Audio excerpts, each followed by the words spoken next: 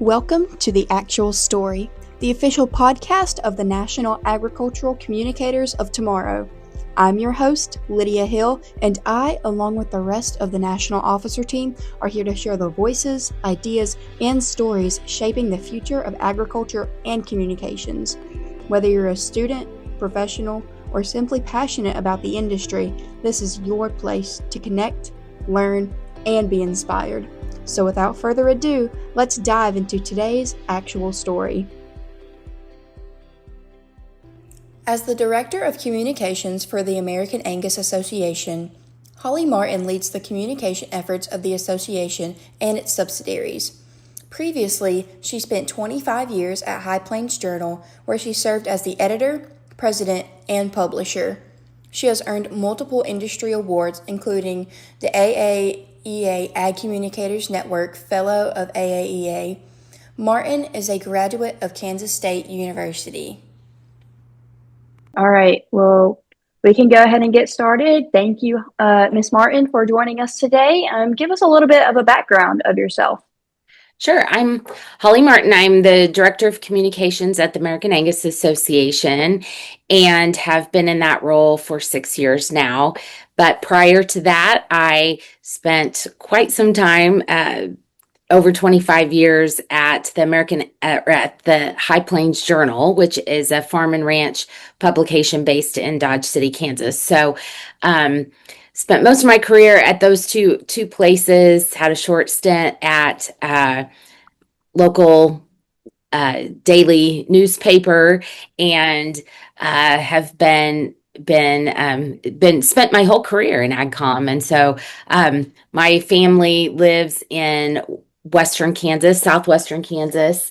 We have a seed stock cattle operation. I have two boys, one who is grown and have a brand new grandbaby, just born less than a month ago. And then our youngest son is actually judging at Butler Community College. And so he is just in his second year in college. So my husband and I are empty nesters. He's an ag teacher, and we have really just enjoyed being a part of agriculture our whole lives.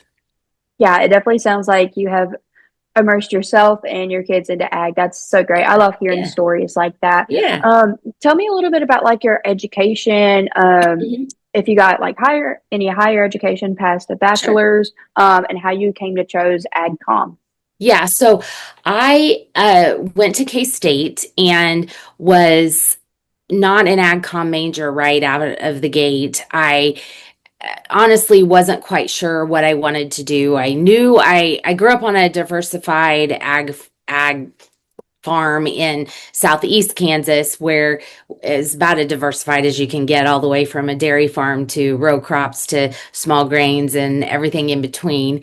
And I loved ag and I loved being involved in ag, but I did know that I didn't want to milk cows every day. And so I spent some time just trying to figure out exactly what I wanted to do. I started in Ag Econ mainly because they gave me a scholarship, and then I came home from that first semester, and I had taken an animal science class, and I just really, really enjoyed it. And so I switched to animal science my second semester. Then I had a communications option there. And so or a minor is what you would call it today.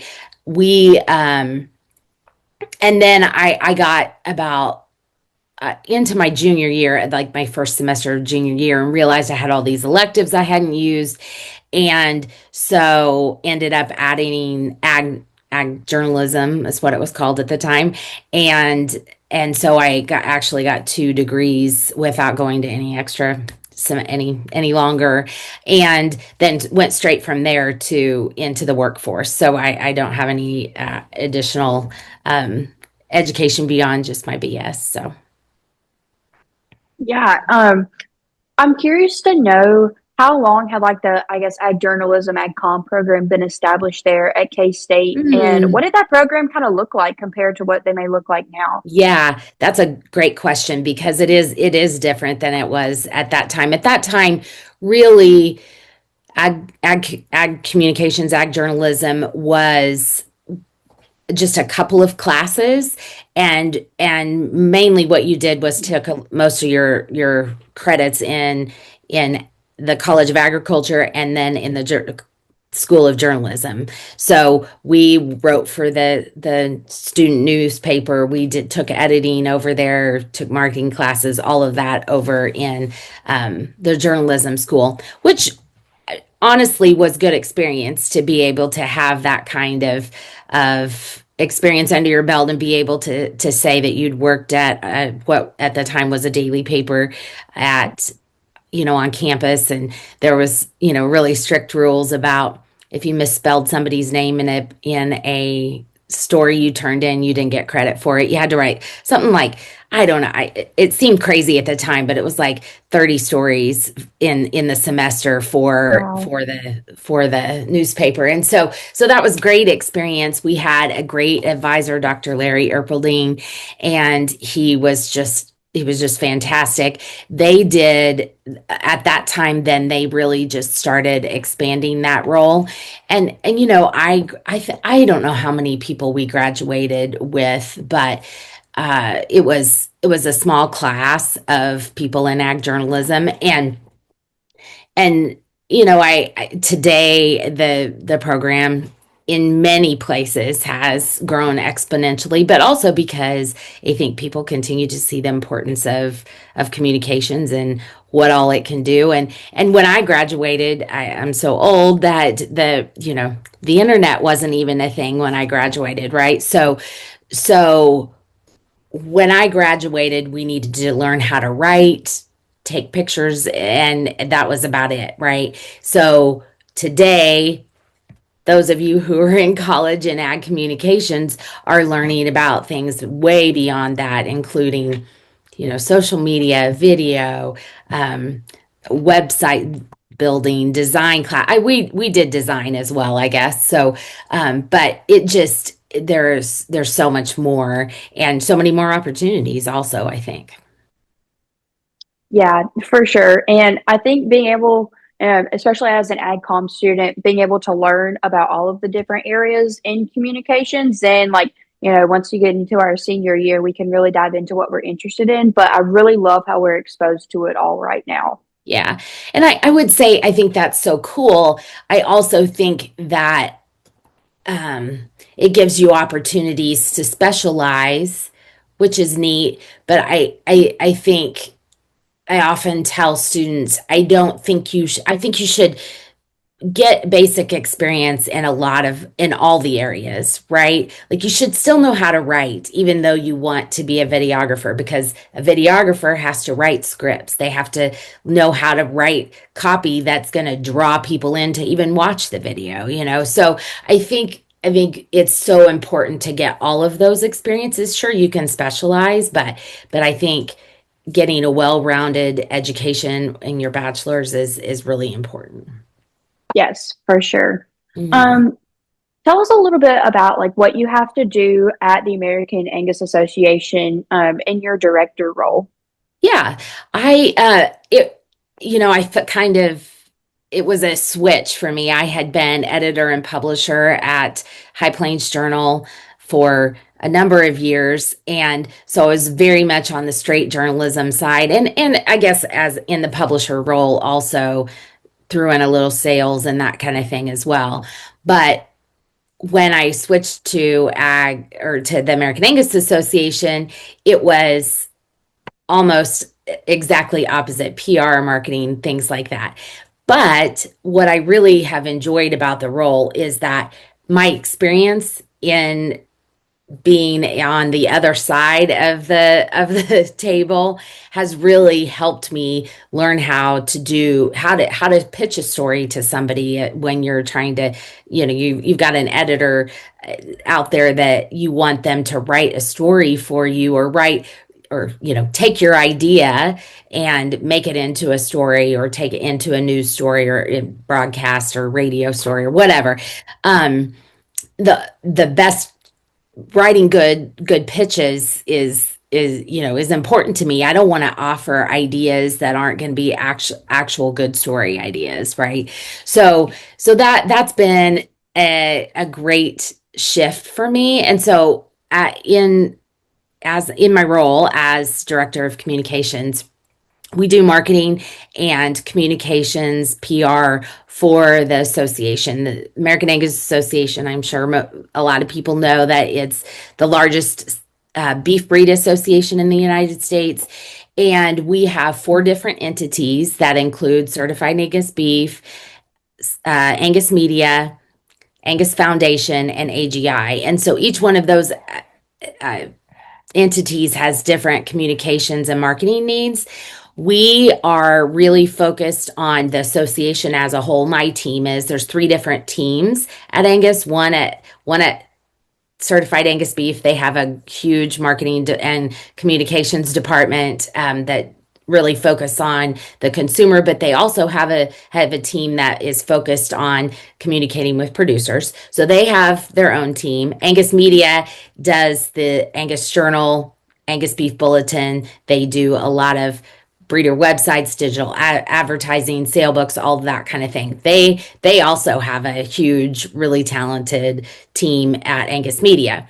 What our team does is handles communications really for the rest of the association and the other 2 entities. And so we develop national ad campaigns. We work on videos that help promote the programs that we're working with. We design ads. We do show coverage. We do press releases, just a little bit of everything. So it is a very diverse department with a lot of different people that experiences across the board and skills.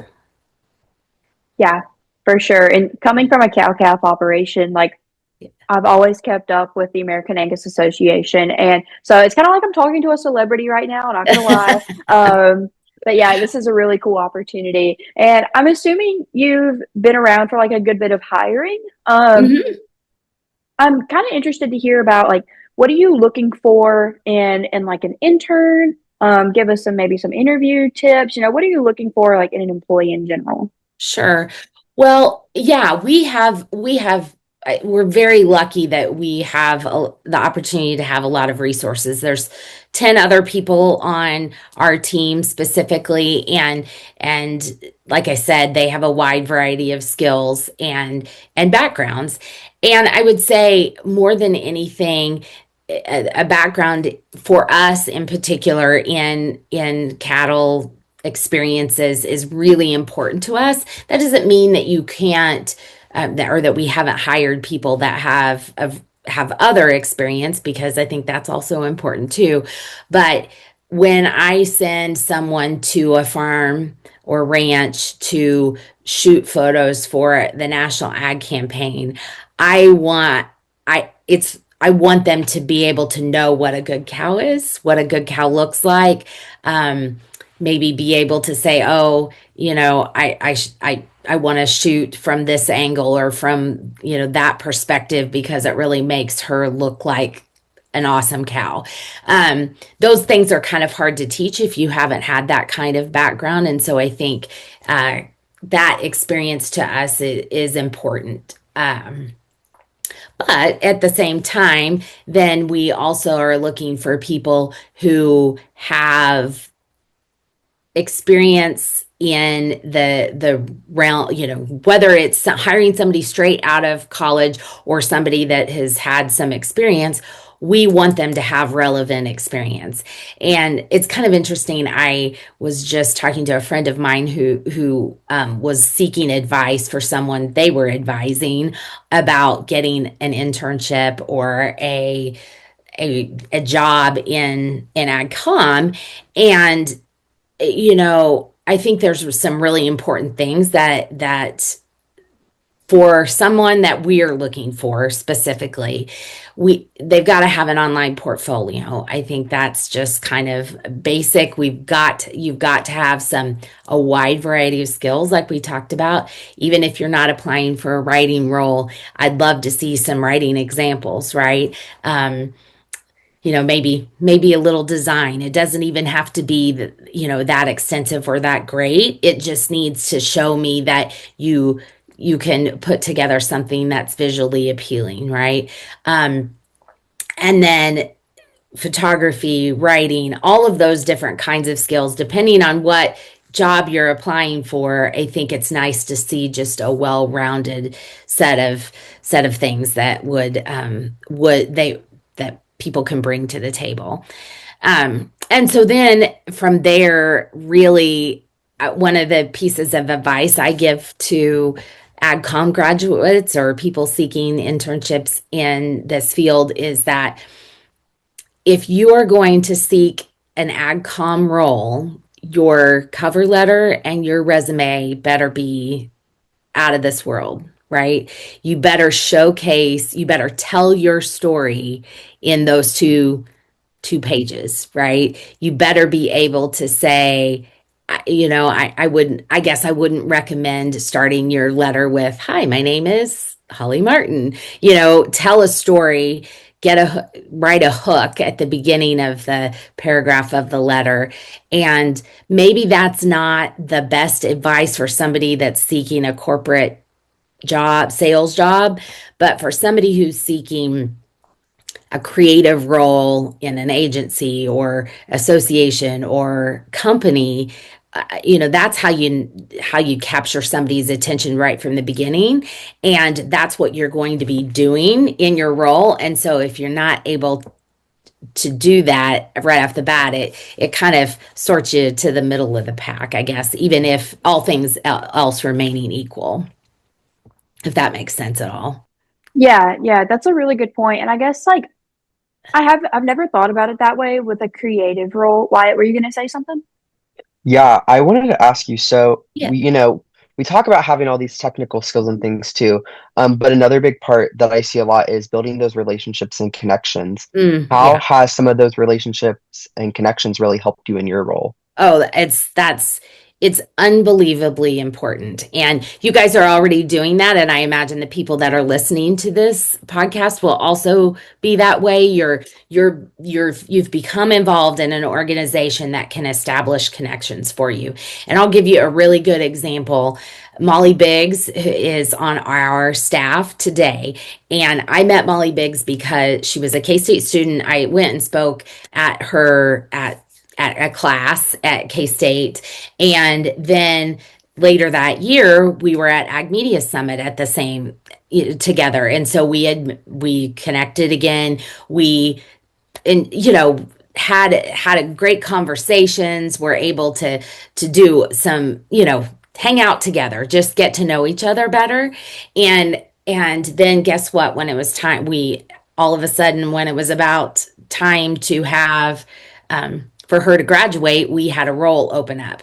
And, I really didn't even have to do the preliminary work. I was like, I want her to apply for this job, right? There was other people that were super talented and we interviewed a lot of great people, but that connection was something that automatically made her come to the top of the pile.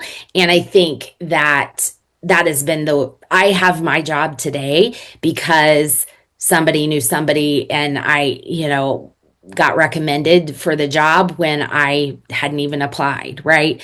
So I think there are so many ways that though it's so important. And I don't know if I can say this on this podcast, but lots of times when I go to classes and speak, one of my recommendations is to go to the bar. And what I mean by that is when you're at an event where your people are, your media people, the people that are going to potentially be hiring you or you're needing to make connections, if you go to where they are socializing and visiting and getting to know each other, you're going to be so much more advanced. And I think sometimes I worry a little bit that so much of our lives today are on our phones, that we don't know how to network and we don't know how to connect with each other. And so I guess my recommendation is anytime you can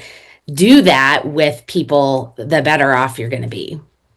Yeah, that's what I really loved about Ag Media Summit is Yeah. that the first or second night, I don't remember.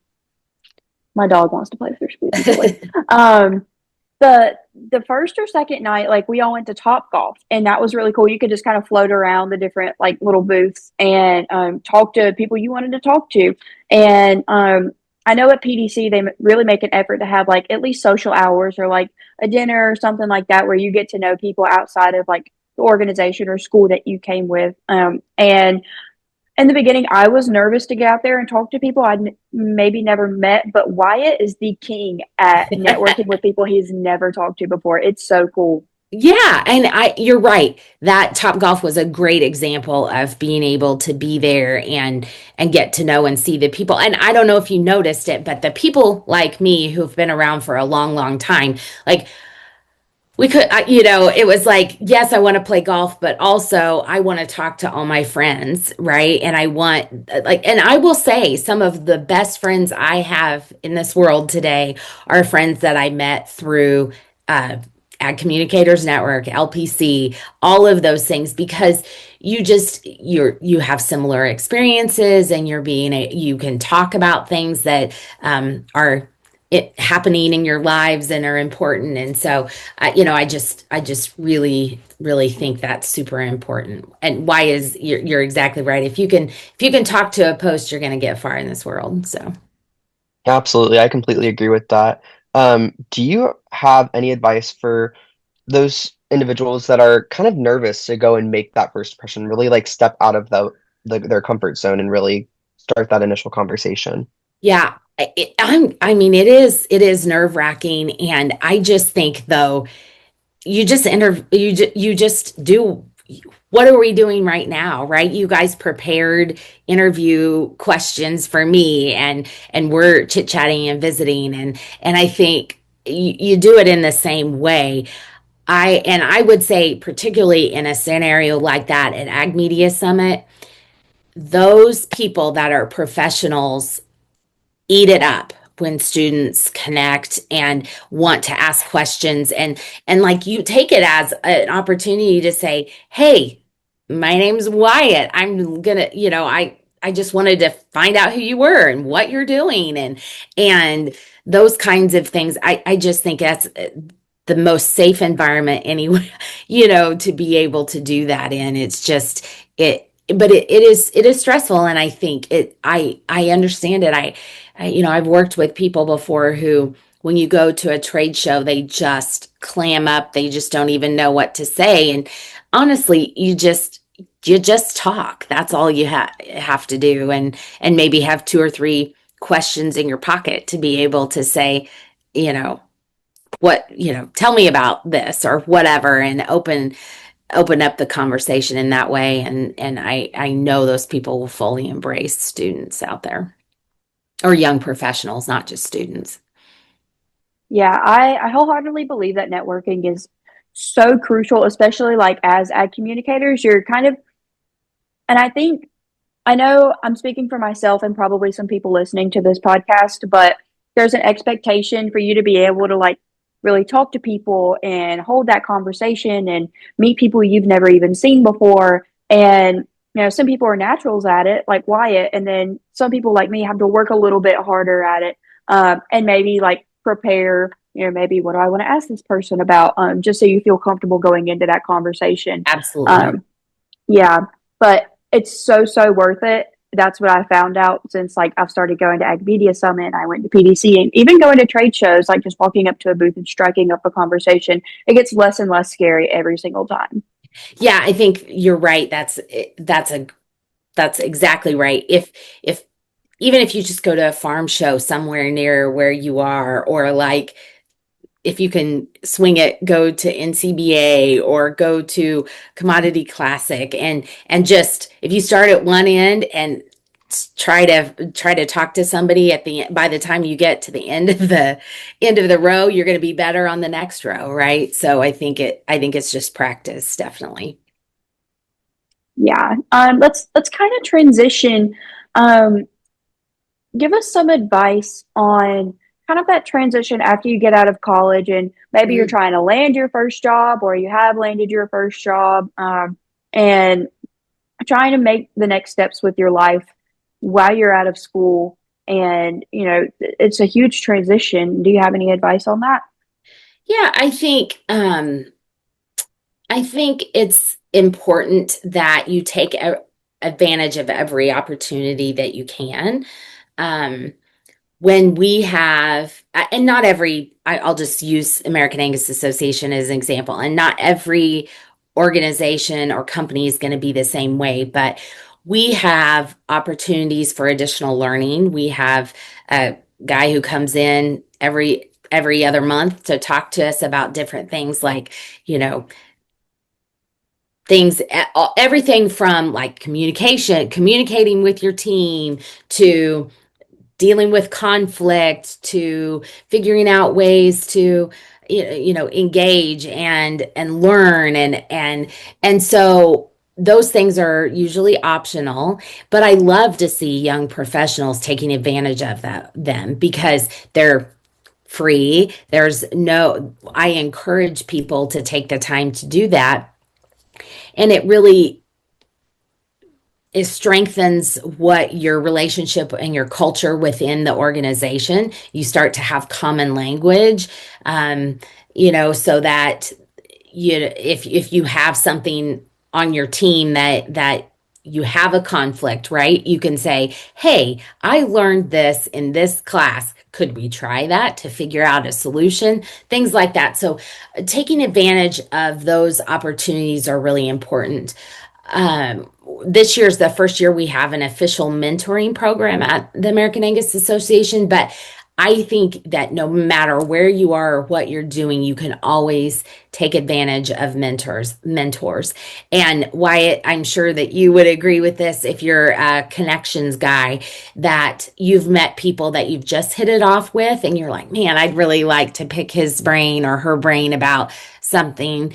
And I would advise you to just say, "Hey, can I call you and ask you some questions? I'm struggling with X, Y, and Z."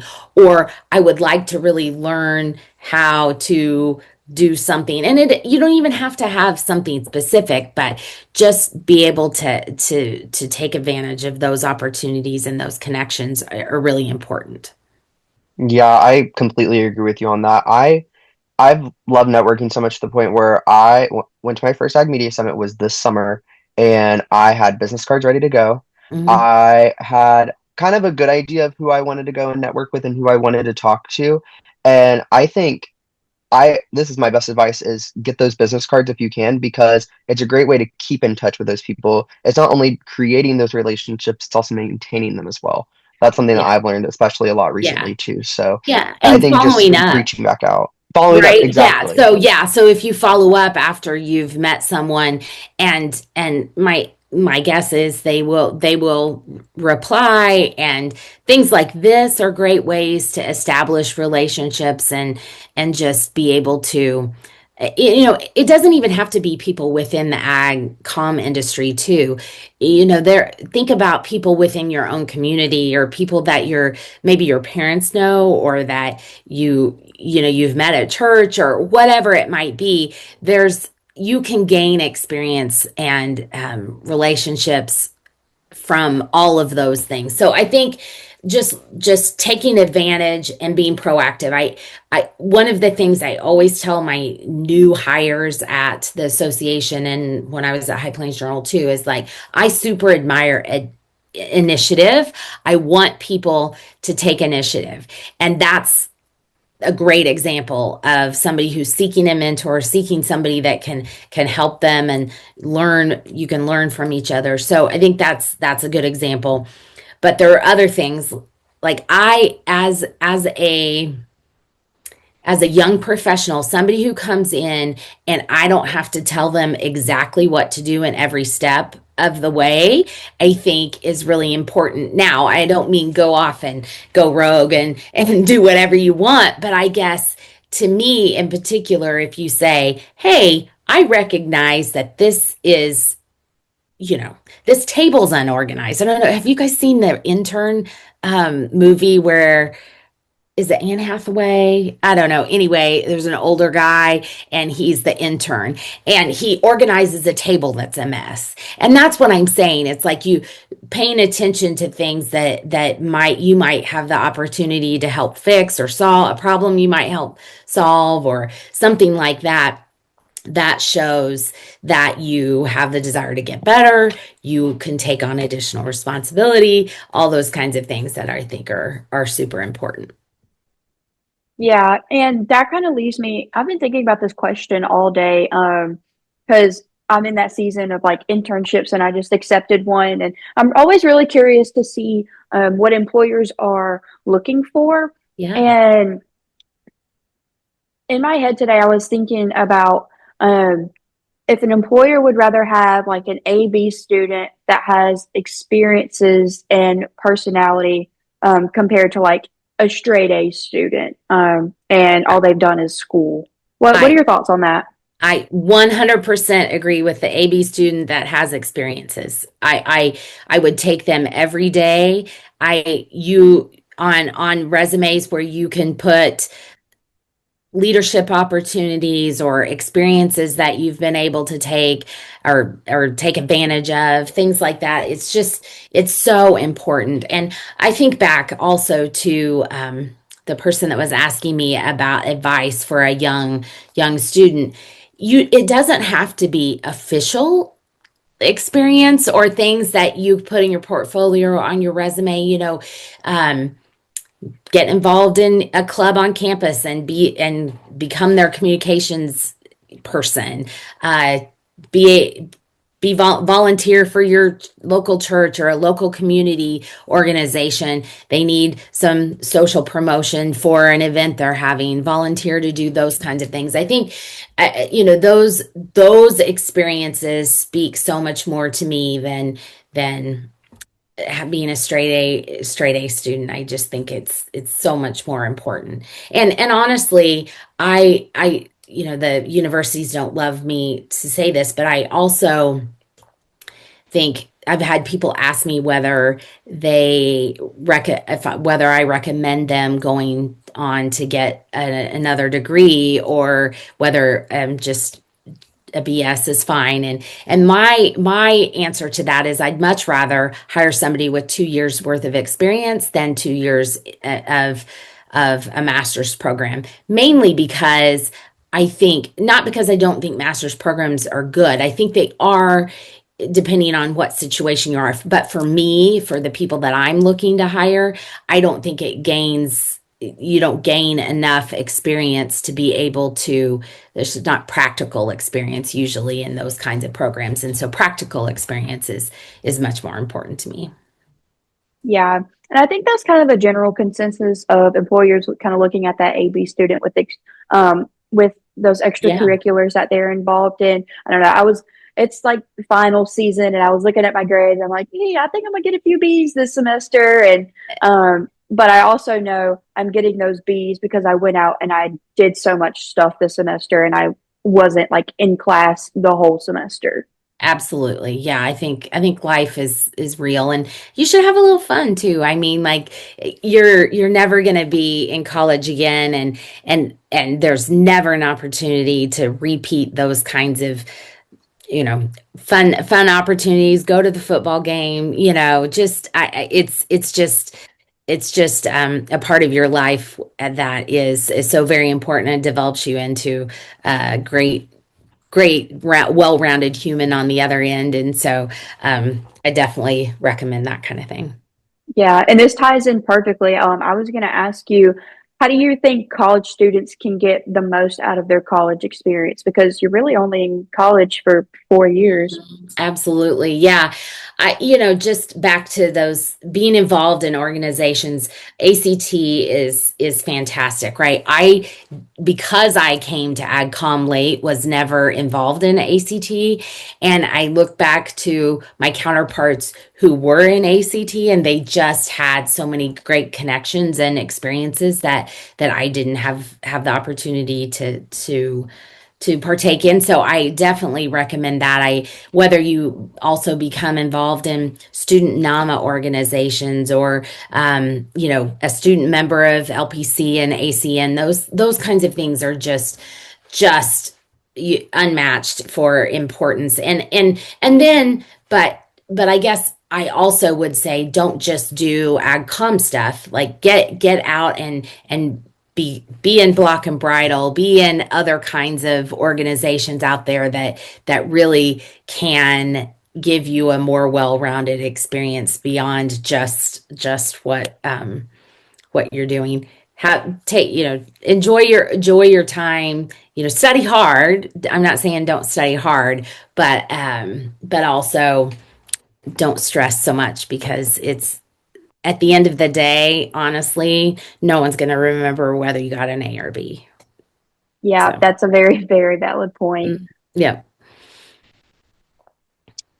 I'm curious. This is kind of like a personal question that I've been curious about. I know you guys don't personally do certified Angus beef, but can you still like maybe talk about what type Yeah. of communication practices they do? Yeah, absolutely. They are, so Certified Angus Beef was the first branded beef program in the United States. And they have really developed the brand into a world recognized brand. And if you think back, this was before you guys were born, but when years ago, when you went to the grocery store, you just went and you bought a brand, you just bought beef. There was no brand, there was no different grades. It was just what it was. And it was started essentially because there was an Angus breeder who went and had a steak and went, this is not good. And I know the product that I'm raising is good. And so how do we standardize so that we can ensure that our consumers are having a good quality eating experience every time they spend the money on having a wonderful juicy ribeye on their plate? And so that's how it was born. There were 10 specifications that today help guide the brand, and we know that if it meets those qualifications, that it can have a certified Angus beef stamp on it. The communications team at CAB has become just a well-oiled machine. They do such a great high quality work, and they're based in Ohio. And so it's been so fun for me to go to their headquarters and really dive into the things that they're doing. There's influencers that they're working with. They have chefs that create recipes and create TikToks, and are online really talking to consumers to be able to drive the certified Angus beef brand forward. And so as they do that, somebody might question, okay, so we've got this branded beef program, but how does that tie back to the Angus Association? And truly, one of the they're very part of their driving mission is to drive demand for registered Angus bulls. And that's because one of the specifications for qualifying for certified Angus beef is that they're black-hided cattle. And if they're black-hided cattle, they're likely influenced by Angus. And so, that's how we tie the two together. And it's been a successful thing. I guess I wouldn't say that certified Angus beef is the reason, but there's a parallel between certified Angus beef and the growth of it and the growth of demand for beef. And even in times today, like when beef might be a little bit more expensive, consumers are still wanting a good, high quality eating experience, and so they're going to spend money on a steak. They want it to be good. So the certified Angus beef has enjoyed almost 50 years of success, and so it's fun to be a part of that program and be associated with their success. So Yeah, absolutely. So I'm from Ohio myself. yeah, uh-huh. So I've been able to see a lot of what they've been able to do, Uh-huh. being involved in ag and growing up in my Sure. family farm my entire life, even though I don't come from a cattle Uh-huh. operation. I'm curious to know, I know they have individuals based all throughout the country, as I'm sure you probably do Mhm. as well. Mhm. What is it like to work with individuals all across the country, just spread all throughout, Mhm. rather than working like an office job where everybody that you're working with is there with you? Yeah, that's exactly right. They have salespeople spread out and particularly focused on communications.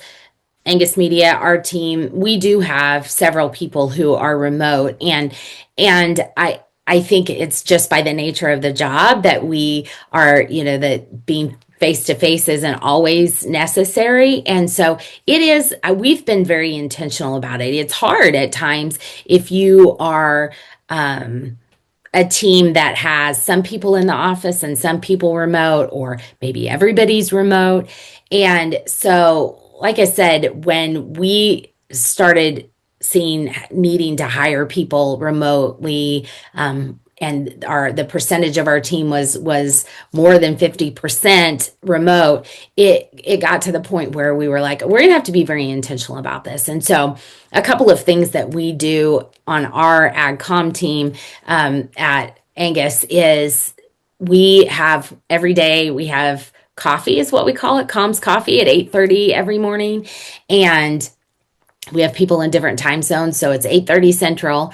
And the whole idea is that it's the water cooler conversation, right? Like if you were in the office and you went to the break room and you got a cup of coffee and you saw your friends in there, chit chat about, and we talk about, anybody got ideas for my husband to buy for Christmas, or whatever it might be, right? And so that connection is really good. And then we also do work, and it's a short meeting. It can be 5 minutes, it could be 15 minutes, whatever happens. But we might say, hey, I'm going to be finishing a press release, Holly, I'm going to need you to edit that right away and turn it around quickly today for me if you can, or whatever it might be. So it's just a quick check-in, and then we have our weekly meetings and things like that.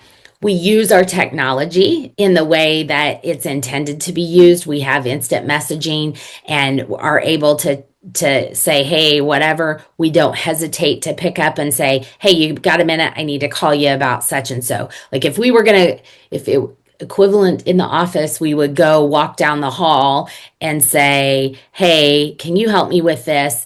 I expect our team to make the phone call and ask, or a video call and ask about that. And so just being very, and then I guess it extends beyond that. We have just next week we're going to have what we call quarterly planning, and so we go to the office once a quarter and spend time really doing those things, like super hard brainstorming that really is much better if you're face to face. We do those in person.